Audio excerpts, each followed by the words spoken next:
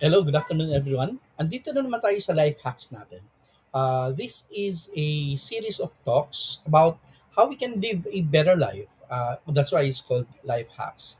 Things that we can do to make our lives better, to make our lives easier, to become more productive in life, and for us to have a more meaningful life. So we've been running a series of these for the past few weeks, and for today, we'll be talking about 5 hacks to achieve work-life balance. Now, work-life balance has been the buzzword for quite some time now, and in a lot of organizations, they try to find ways on how people can balance being productive at work and at the same time having a a fruitful life, a happy life back home.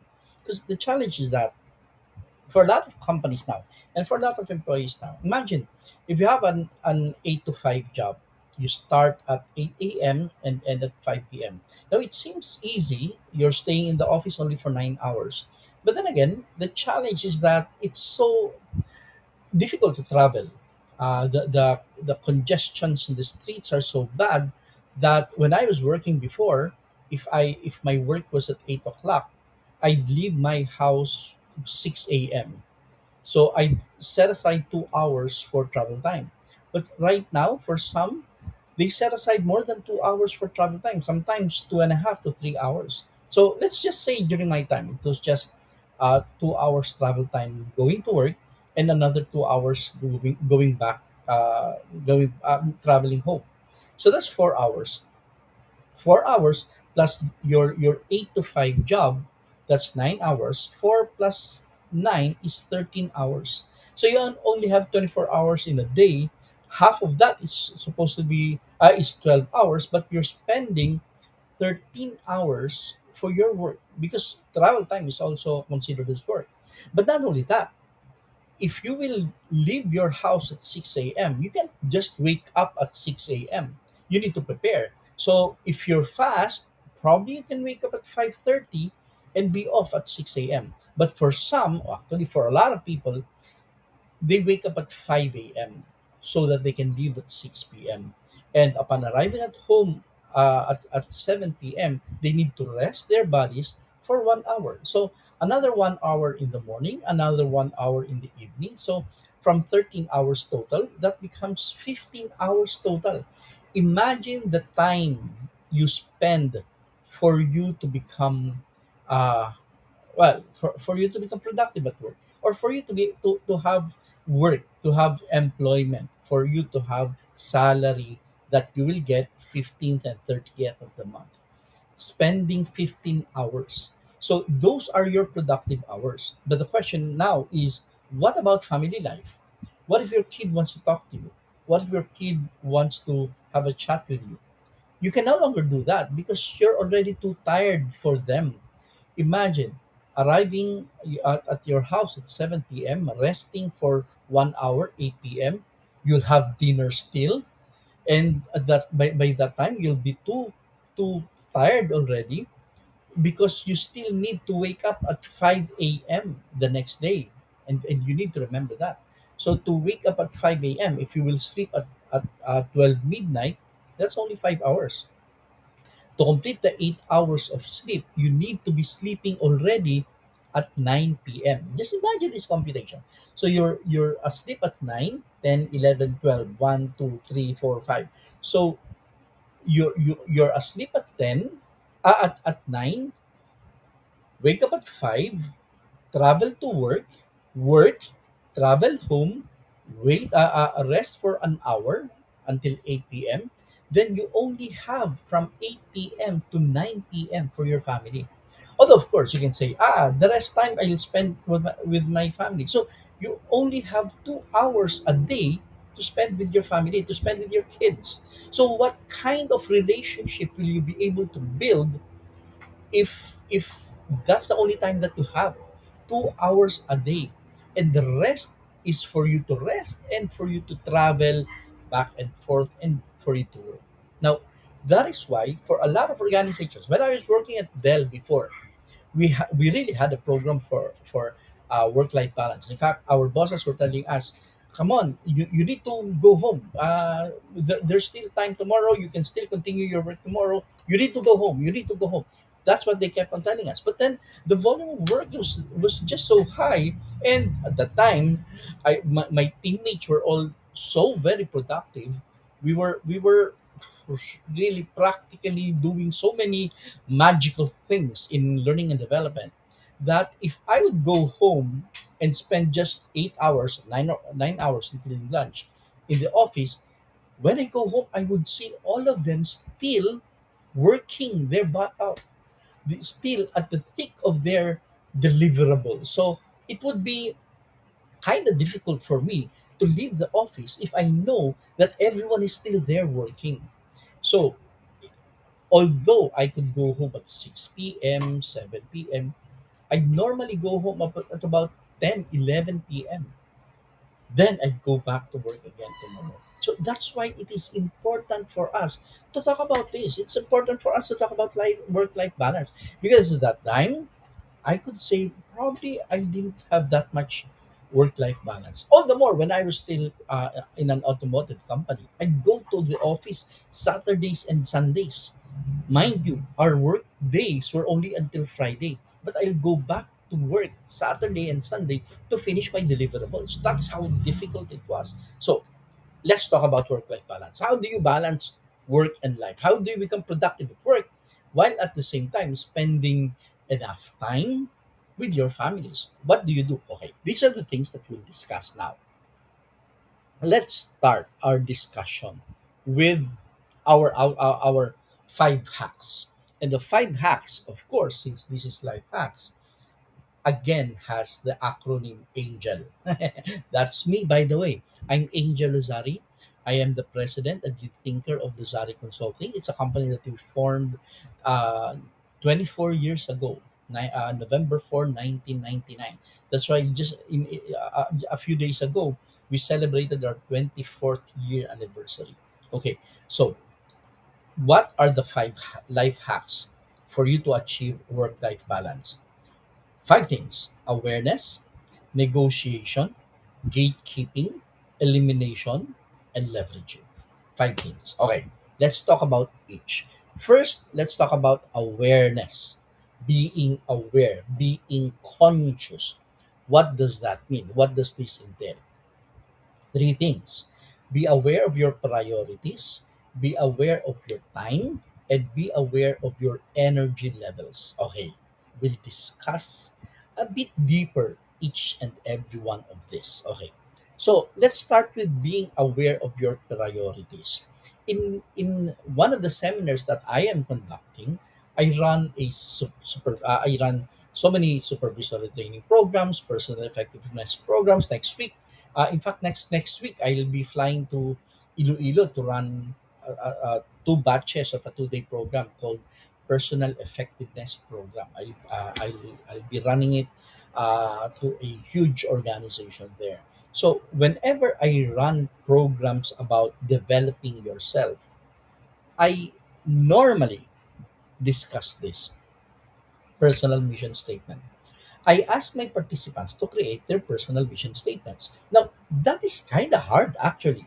If you will have a bond paper in front of you, a pen, and you from scratch you will create your personal mission statement. That's really very challenging. But I have a process to make that a lot easier. And in that process, the end result will be this: what you see on the screen right now. It is my personal mission statement. That is what you will have. That is the document that you will have at the end of a series of activities that we will be going through. I will guide you through creating your personal mission statement. That's why at the beginning of this statement, it says, my personal mission statement: to live a productive, fulfilling, and meaningful life, the participants will write the name. Angel Ozari will lead a life centered around the principles of, you'll write there the principles or your principles. Observe and remember what is important in life are, you'll put there your values. Zoom in on the admirable characteristics of others, things that are important for you. accept my strengths and develop my talents as a person who is, you'll write there your strengths. Recognize my challenges and limitations, so there you will write your weaknesses. And inspire others and have a mark and leave a mark by becoming a person who, here you will write here how you want to be remembered by important people in your life. So I will lead them through this. And if you want to go to go through this also, just check my previous videos, because I conducted the creation of a personal mission statement uh, probably 9 months ago, or maybe even a year ago, more than a year ago. But you can check. I think the topic, it was for a Monday learning habit, because I conduct Monday learning habits every Monday at 7 p.m.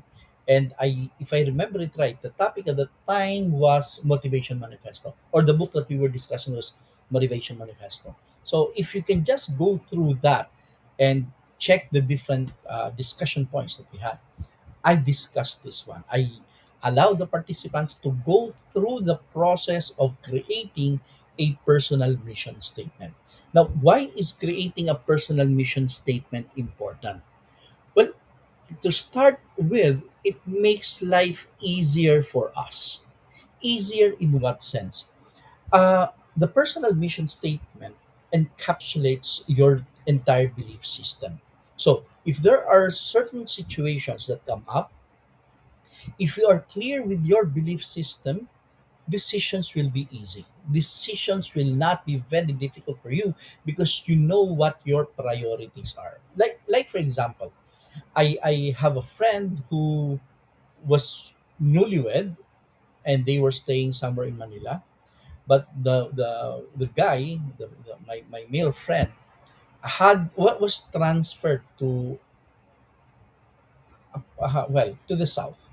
Basically, if I remember it right, he was being transferred to Iligan, to Cagayan de Oro. Now, he was newlywed, and being newlywed, he had to fly to Cagayan de Oro, stay in Cagayan de Oro while practically in his honeymoon stage, at the time when they were still establishing the new relationship. Because getting married doesn't automatically mean that you are already in sync. You need to go through the process of knowing, understanding, and believing in each other first. But the job wanted him, or the company wanted him to fly all the way to Cagayan de Oro, because there's a big job there, or a task that needed to be finished, and only he can do it. And in fact, it was a promotion for him. So at that time, he, knowing his value system, knowing what's important for him, it was a very easy decision. And what was his decision? He told the company, I cannot. If you will force me, I will resign. But if you can find a way on how my wife and I can fly there, maybe we can talk about it. Because at that time, his wife was also new in a company, and they she can easily resign from that company and find another job in again the Oro. So that was his decision, and it was a very easy decision. He didn't even have sleepless nights on it, because he knew what was important for him, and what's important is for he and his wife to for him and his wife to be established first as a couple. Of course, the decision of the company was to fly him to Cagayan de Oro together with his wife, and it was easy. So that's why creating your personal mission statement allows things and decisions to be easier for you, because you know what's important for you, you know what the critical things for you, and in terms of uh, balancing things, balancing tasks, balancing responsibilities, it will be easy for you. So next is, be aware of your time. Take a time audit to see how you are spending your time. identify areas where you can cut back or delegate. Okay. When I run a training program on time and task management, I ask my participants a week prior to the training program itself. I ask them to create a time audit. What's a time audit? Okay, in training programs, this is our time log. So there, what we're saying here is from 9 o'clock we'll start arrival and check in 9 to 10.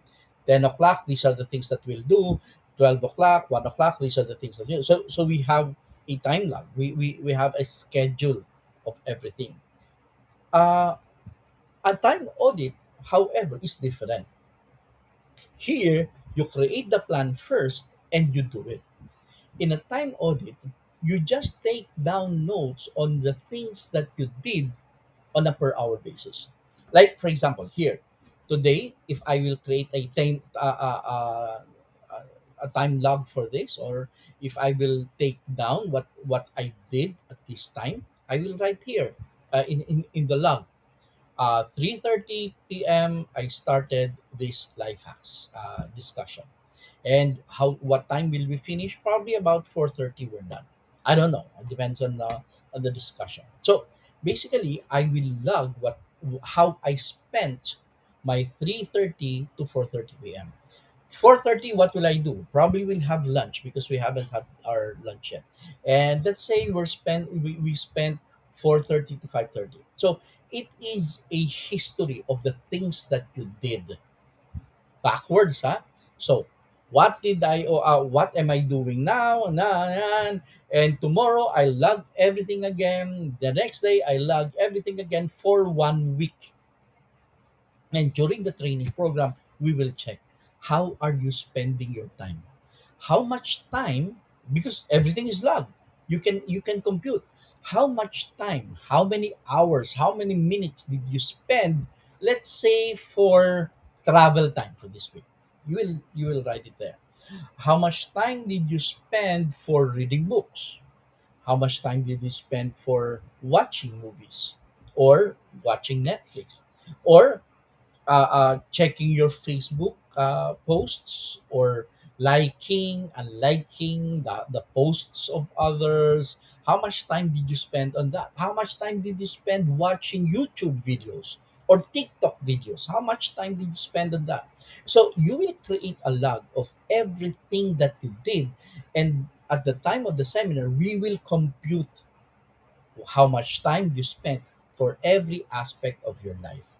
And at the end of the computation, we will create a pie chart how you spent your week.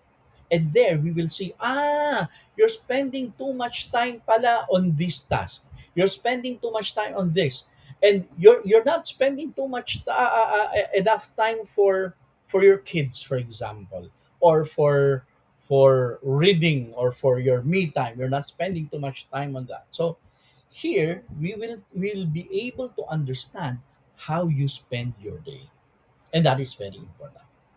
Okay, that's number one. That's being conscious of your time. And the third one is be aware of your energy level. Schedule your most important tasks to for when you have the most energy. Okay, here in checking the most energy, or the right time for you to spending to be spending your energy, may gamit ako dito. I use this. This is Chinese metaphysics. This is getting your Batsi chart. Okay. I will create a program focusing on your energy levels for the day.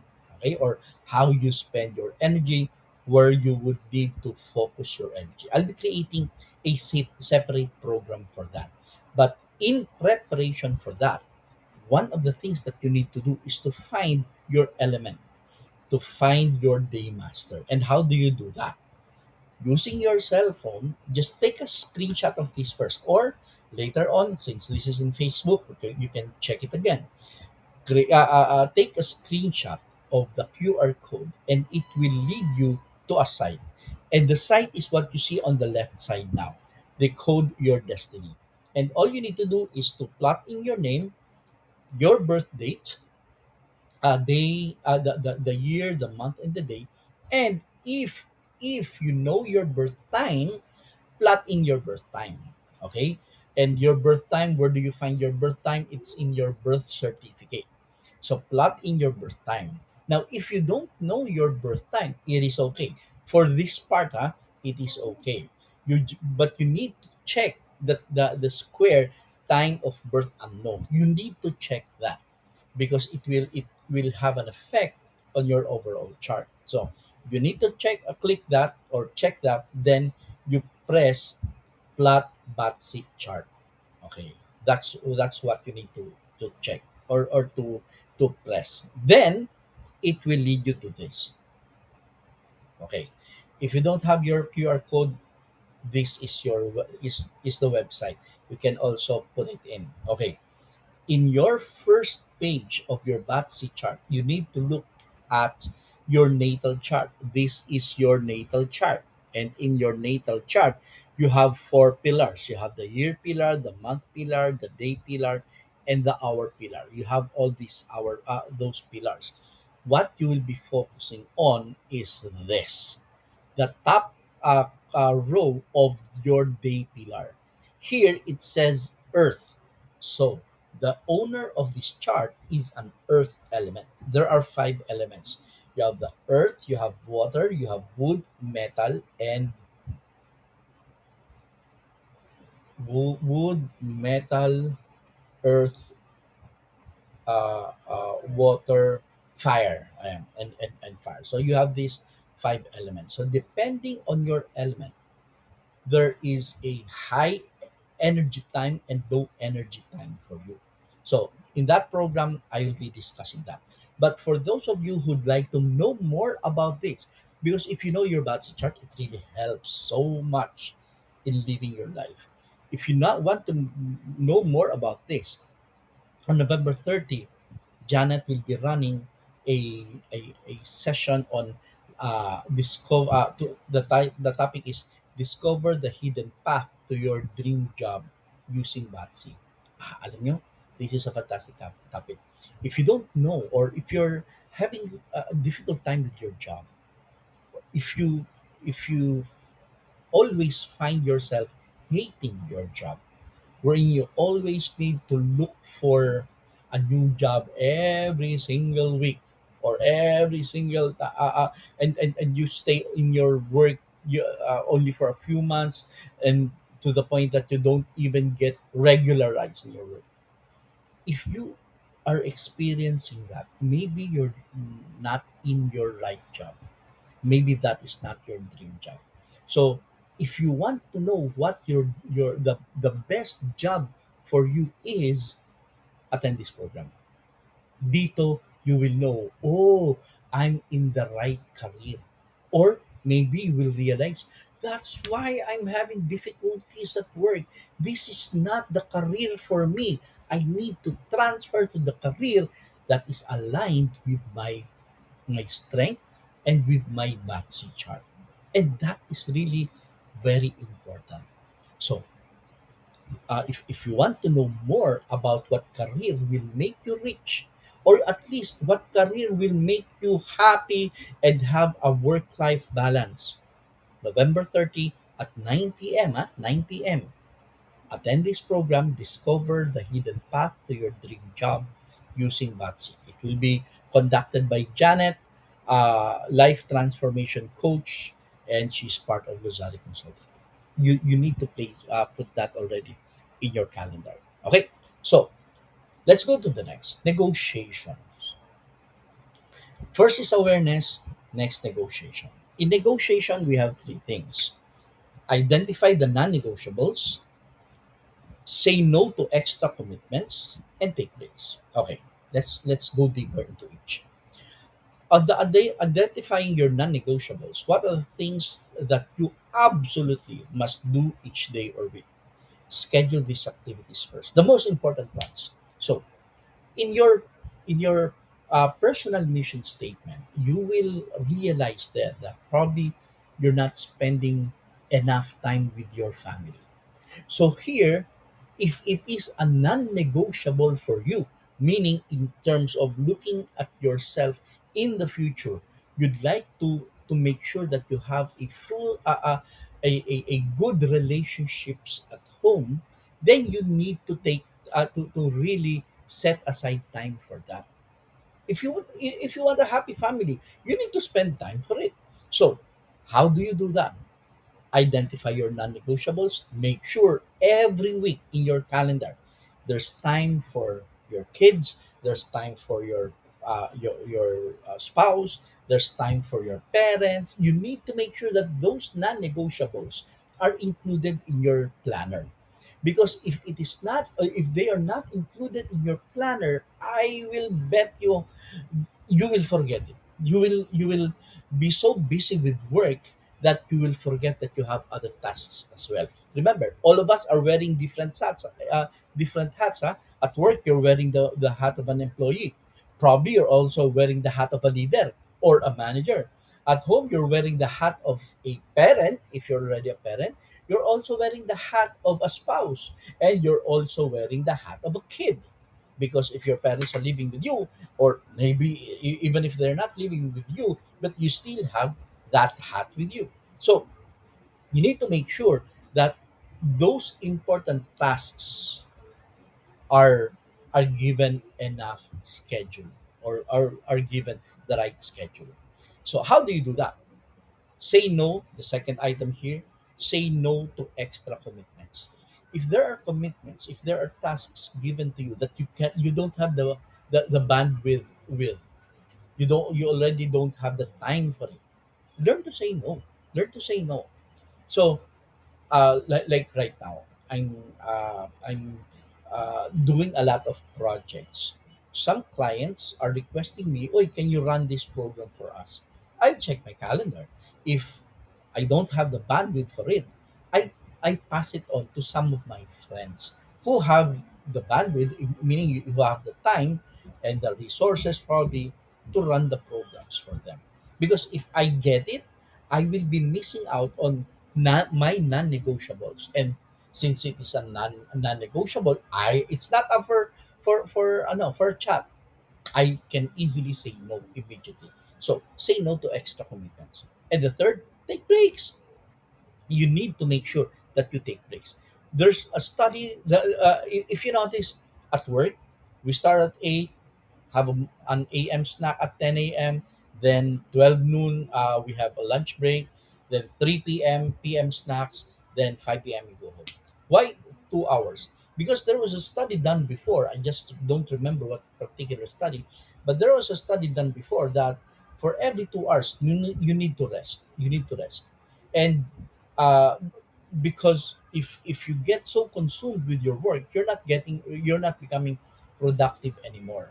So you need to rest. In fact, in another study, it says that the siesta time, uh, for some organizations, the lunch break is not only 1 hour; it's an hour and a half. Why do they have that? Especially in countries like Spain, for example, they really make sure that the siesta time is there. And it's not only a 1 hour lunch break, it's 1.5 hours. Because based on their study, if you have enough rest, if your brain is rested, you are more productive.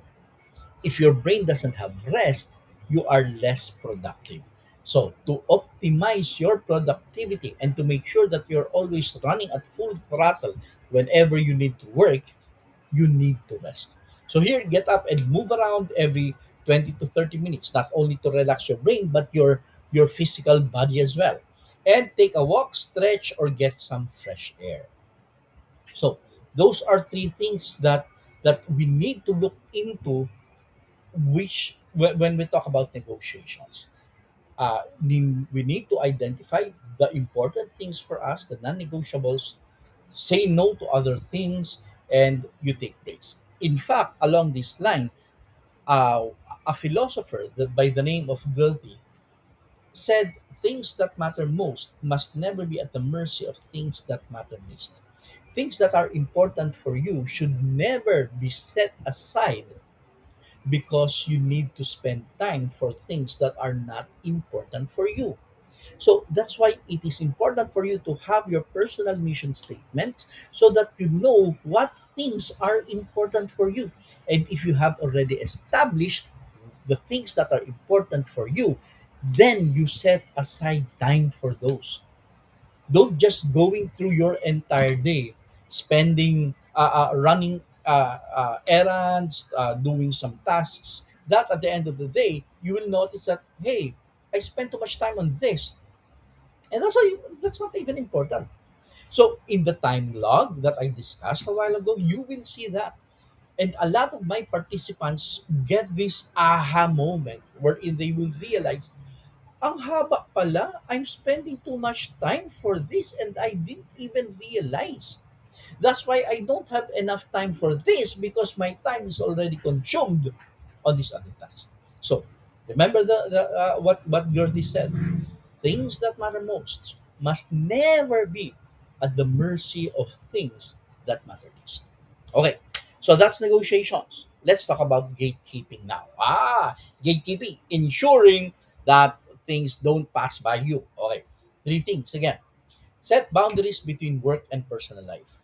Next, create a dedicated workspace. Now, this is nice, and I'll discuss that a bit more. And take time for yourself. Okay, the me time. Let's start with the first one. Set boundaries between work and personal life. Avoid checking work emails or messaging outside of work hours as much as you can. Although, of course, if you're a managerial VP level in your organization, it will be difficult to do that because you're practically a 24-hour employee. If there are challenges at work, you need to be ready to answer those challenges. But as much as possible, for meals, for example, when you're having a family meal, everyone's seated at the table, and you're having dinner, for example, make sure that all the cell phones are in the other room so that you will have time to have a chat. A lot of memes are already created wherein you will see people eating in a restaurant, a reunion, for example. Everyone is meeting each other again for the longest time, and as they're having dinner, everyone's on their cell phones also, and they're not talking, they're not chatting, they're checking their email, they're checking their Facebook accounts. So here, what needs to be done is you really set boundaries between work and personal life. At ito nga a funny thing about the Filipinos is that when we are at work, we're thinking about our families, we're thinking about home while at work. But when we are at home, we're thinking about our work. Ang weird, no? So, but a lot of people are doing that. Especially if you are already promoted to supervisory, managerial, or all the way up to executive level. Yun nga, it's really very difficult. Unlike, for example, when I was working before in an automotive company, it was a manufacturing plant. For those who are team members who were really doing the manufacturing process itself. They're the ones who are connecting the rods or attaching the brake system. All of these individuals, when they are at work, they are at work. But once they go home, this is something that I missed because at that time I was already a supervisor. Eventually, I became a manager. At that time, even while at home, I was still thinking about work. But for them, for the technical guys, for those who were building the vehicles themselves, when they go home, 100% of their brain, their thinking, their consciousness is already about home because they cannot bring their work at home and assemble the vehicles at home. So when they let go of their equipment at work and they ride the bus, the shuttle going home, 100% of their focus and consciousness is already at home. While for me, And for all of us who were uh, at the level at least of the supervisor all the way up, while driving home, I was still thinking about how can I improve the vehicle? How can I make it look better? How can I make the performance stronger? I was thinking about all of those things still while driving home. And when I get home, just before getting to sleep, I still think about those things. That was the lack of work life balance. But for the tech guys, for the technicians, I envied them because the moment they leave the office, everything is about home. And when they leave home and go to the office, since it is kind of physical and they need their concentration while doing the assembly, they are at work. Ang ganda. Pero, yun nga eh. So, you need to set the boundaries. What else? Create a dedicated workplace. This will help you to mentally switch between work and personal life. I would always tell everyone, do not work in your bedroom. This is one of the things, one of the mortal sins when it comes to creating a work life balance. Never ever work in your bedroom. Why? Because your bedroom is a place where you're supposed to rest and to sleep. Although of course, there's a caveat, ha. If you're living in a condo, for example, your bedroom is also your work area, is also your kitchen, it's also your dining area, and it's also your living area.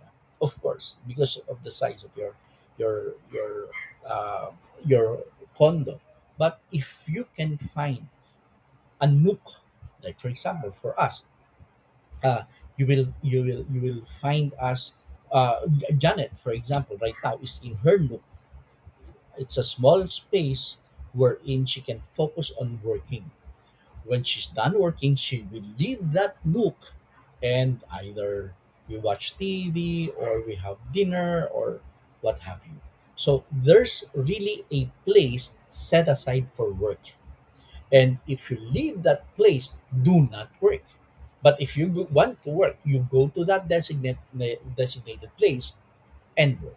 So create a dedicated workplace, even if you are at home. And third point is take time for yourself. Of course, this is important. Take time for yourself.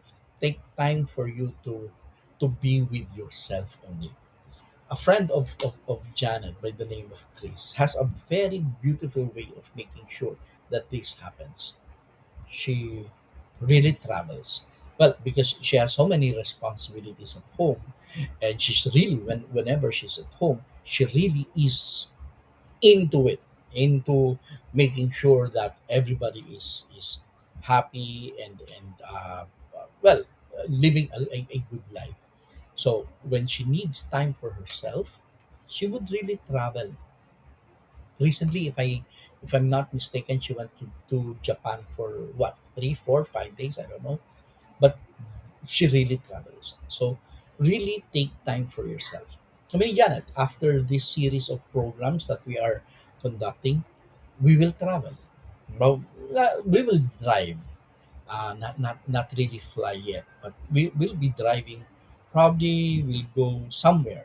I don't know yet. For us to have time for ourselves. Now, next is elimination.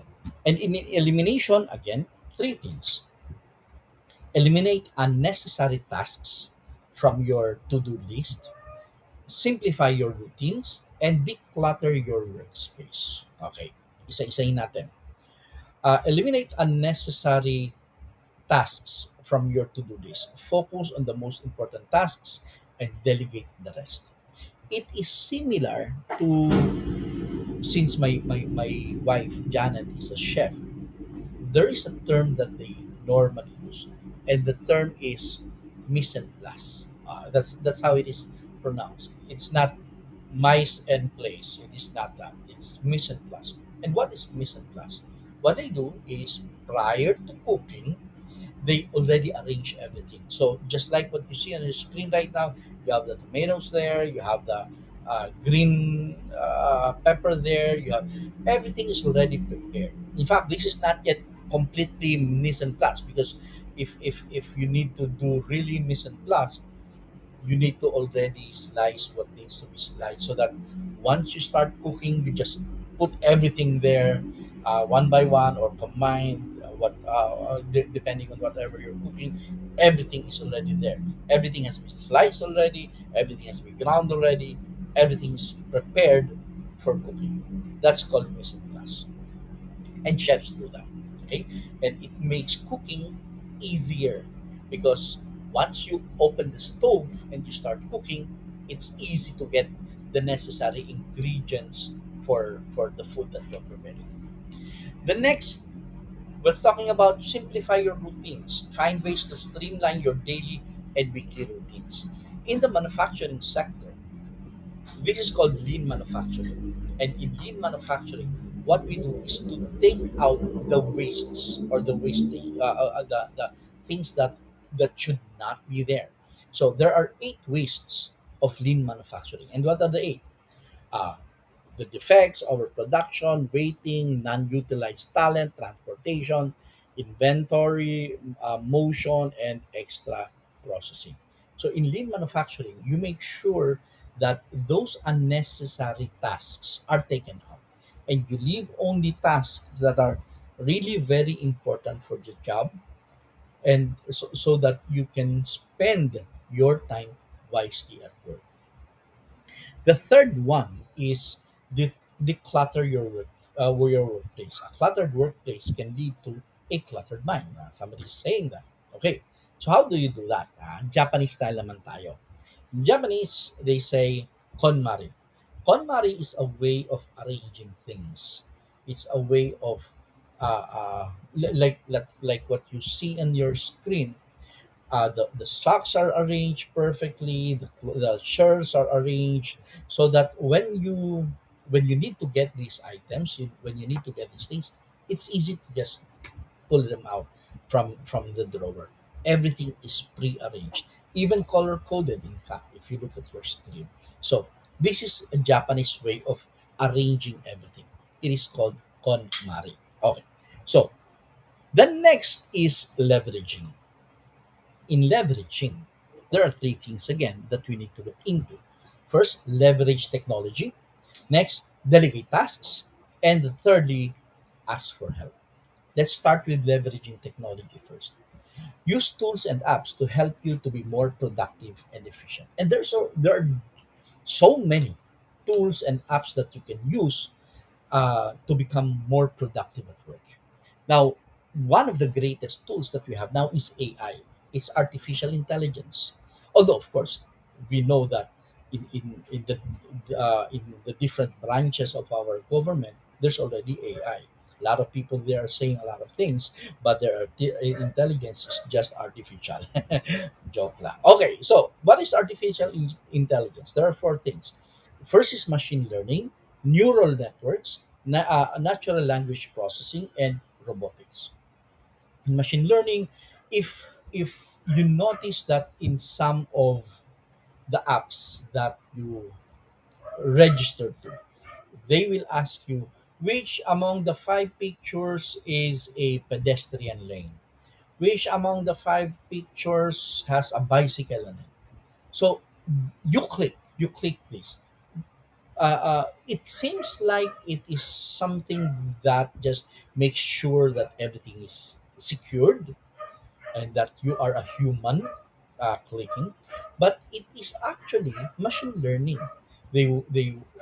For those um, developing unmanned vehicles, especially driverless cars, the machine needs to learn what a pedestrian lane is, what a traffic light is, what are the colors of the traffic light, what a vehicle, a bicycle is.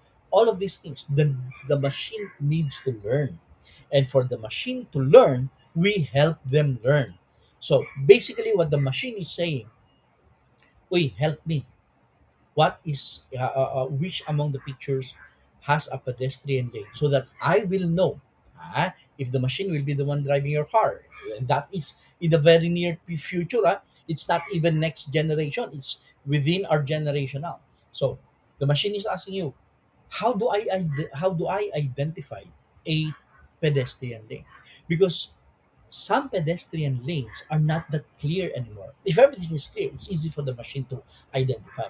But some pedestrian lanes are not that clear. So how do you know? How do you differentiate a light shade on the street versus a real pedestrian lane? And as we click, we're actually helping the machine learn about all these things. So that is machine learning. They are learning from us. They are learning from what we are doing. Next is neural networks. It's computer systems designed to initiate the neurons or to imitate the neurons of the brain, how we think.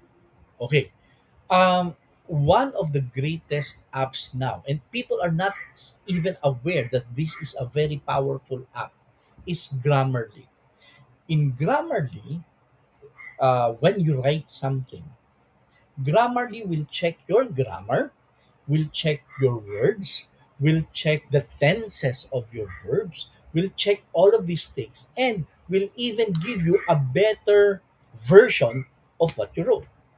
Now, it seems easy, but imagine when the program for this Grammarly was made, they had to make the computer understand what you mean by what you are writing so that the machine can give you an idea of a better way to write it or give you better choices on the words that you are using.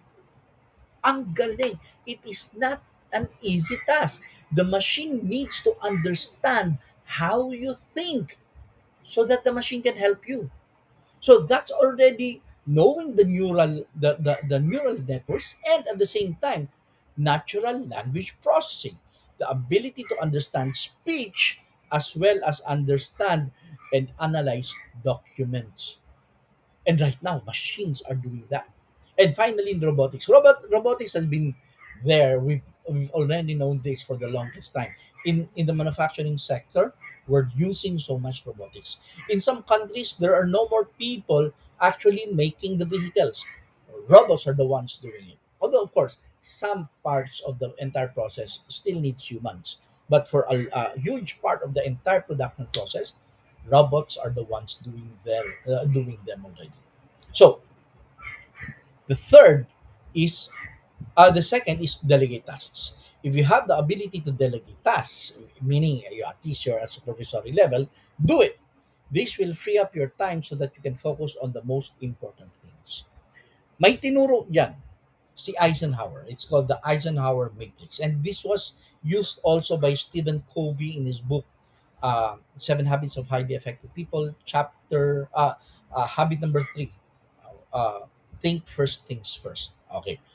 Here, he created a matrix. The Eisenhower matrix created a matrix. The urgent versus not urgent, uh, important versus not important. And in this matrix, it says uh, the first quadrant, for example, says urgent and important things.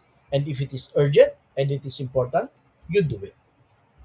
But if it is urgent but not important, you delegate the task. It's not urgent. It is urgent, but for you it is not important. Just let another person do it. Now, however, if it is important but not urgent, you plan for it.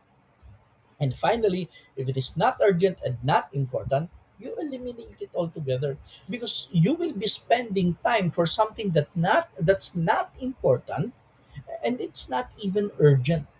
So you eliminate it or put it in the back burner, probably if you still want to do it later on. Now, one of my participants, when I was discussing this in one of my seminars, asked, "Is watching TV which one of these?" Okay, watching TV. If you're uh, working at full throttle, if you're really doing a lot of work, and you need time to relax and for you for and the way for you to relax is by watching TV, then it is okay. But if you are a couch potato watching TV the entire day, then you need to stop it. Then you need to cut your TV time. For us, sa amin ni Janet, we watch Netflix, and right now we're watching a series entitled Sheldon. Sheldon is Young Sheldon, and Young Sheldon is a nice series to watch because it's just short. Every episode, I think, is only about 40 minutes. And when we do that, we watch during the time when we're having lunch or when we're having dinner. When we're eating and watching at the same time. So it relaxes us because we are eating and watching at the same time. So, pero after that, after eating and watching, we go back to work. Wala nang Sheldon Sheldon. So this is the Eisenhower matrix. Okay? Now, let's look at the third. Ask for help. Don't be afraid to ask for help from your team members, manager, or family members. Kaya nga importante, help! Kailangan ko help! I need help! Anyone! If you're already overwhelmed. And for us, since we are life coaches, we are doing this for a lot of people. Either we do life coaching through the Western style of coaching, which is the 6 step coaching model, or the gross coaching model. Either we use that, or we also do coaching through the Chinese metaphysics, and that's a totally different way of coaching because that's deeper and more life changing. That's why we are life changing coaches. So we do a lot of help for a lot of people, and if you need help, you can also contact us. If you need help for your career, remember, I flashed a while ago, November 30 at 9 p.m. There will be a webinar on how to on understanding, analyzing, and knowing if you are in your right career right now. Okay, so ask for help. Now, I'd like to share one thing. There's a study that was done before, and I'd really like you to understand this.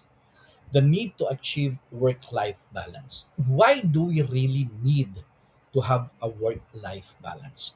There was a study done by, I can't read the name right now, Julian Holt Lundstad. Okay. And the title of the project was The Power of Connection for Your Physical Health.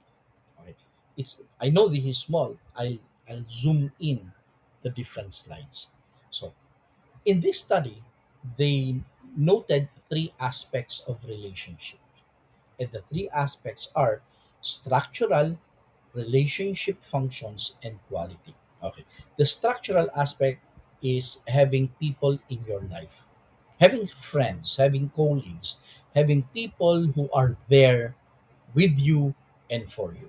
That's structural. The second relationship functions is having people you can count on. If there, for example, if you suddenly have a very challenging problem, people will be there to help you out, to listen to you, or to simply just be there physically with you.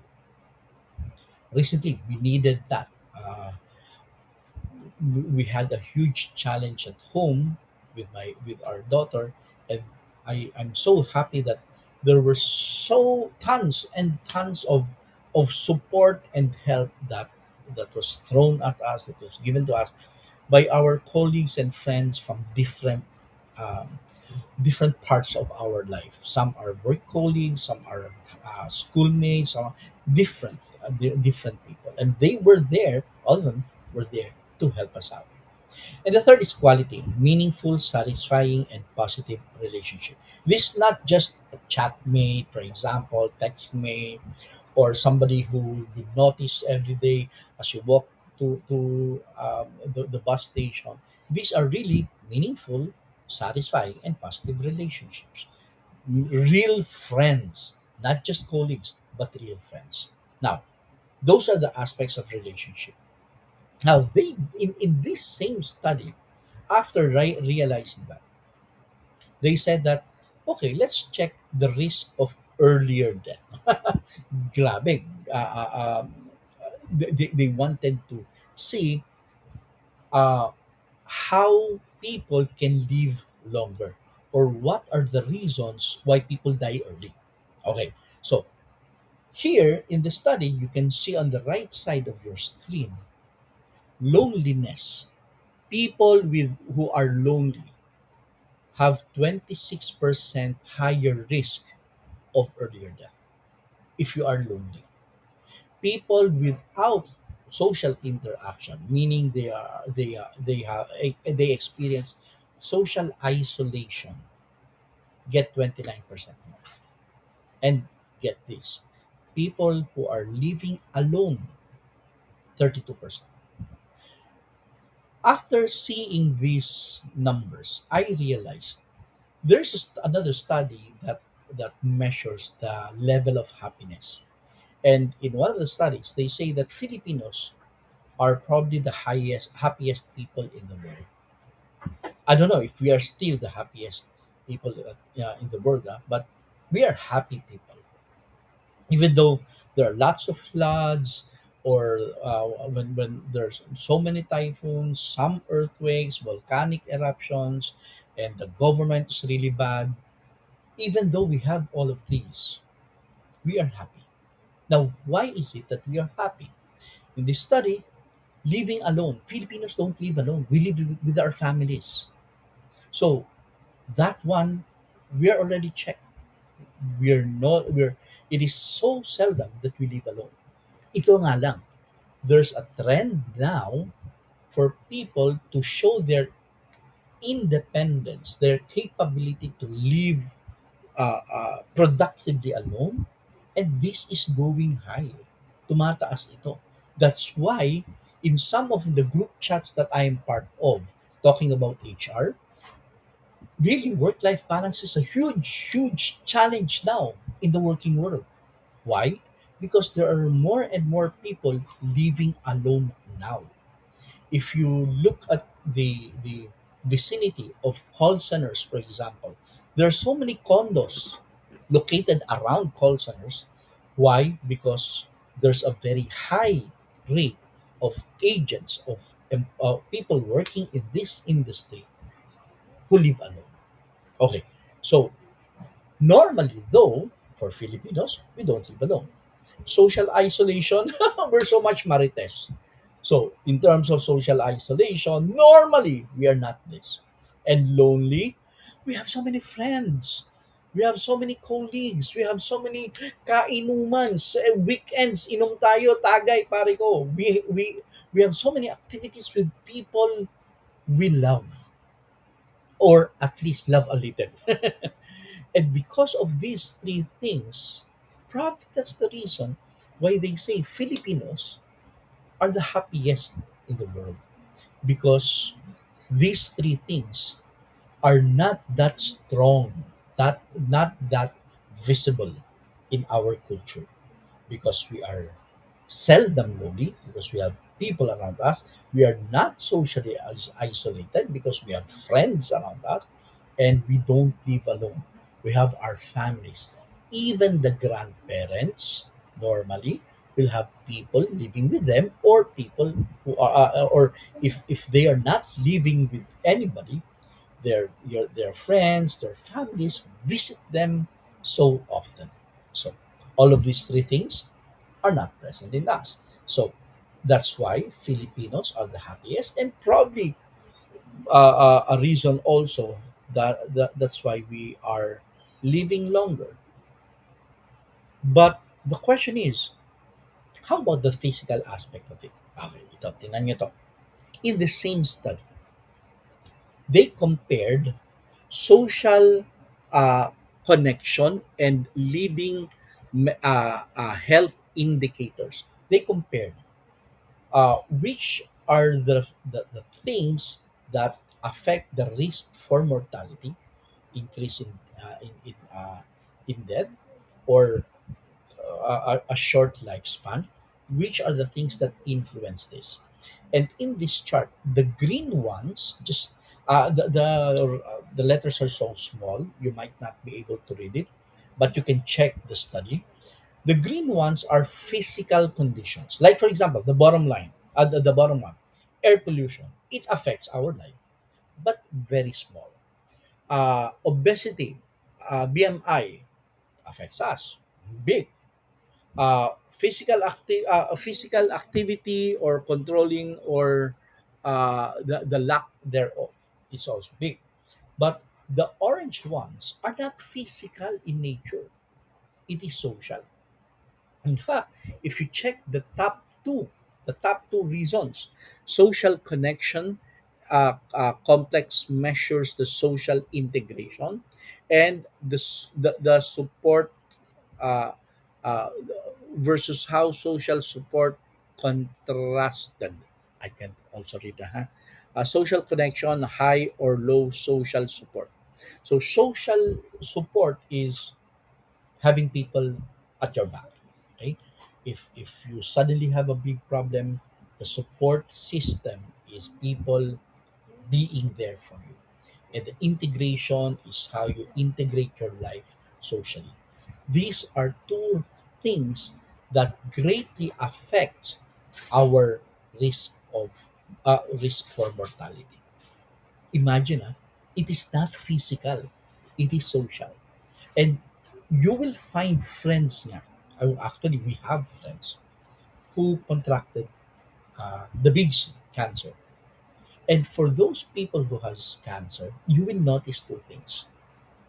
Those who are strongly supported by their families live longer than those who are not. If you have these very challenging uh, situations, having people behind you, supporting you, rallying with you, if you have all of these people, you kinda live longer than those who do not have this support system, who do not have the integration. So that is why it is important. At the end of this study, it says we need to take our relationships just as seriously as working. We need to take our relationships just as seriously or very seriously. We need to make sure that our social life is still very strong. So, at the end of the day, what we are saying is that for us to have a more meaningful life, for us to have a productive life, for us to say that, I'm I'm I'm having a happy life. What are the five things that we need to remember and that we need to look into? Five life hacks: awareness, negotiation, gatekeeping, elimination, and leveraging. Think about these five things, and you will have a longer and more productive life ahead of you. Thank you very much for those who are still here until the end of my talk. Even if you're watching this not live, I can understand because it's 3:30 p.m. Some of you are still at work. You might be able to watch it later when you're already free. So thank you very much for being here, live or not, and for learning life more with me. So next week we'll have another life hacks, and I still don't know the topic that I'll be discussing, and I don't know the exact schedule yet. I'll be posting it in my Facebook account. Okay?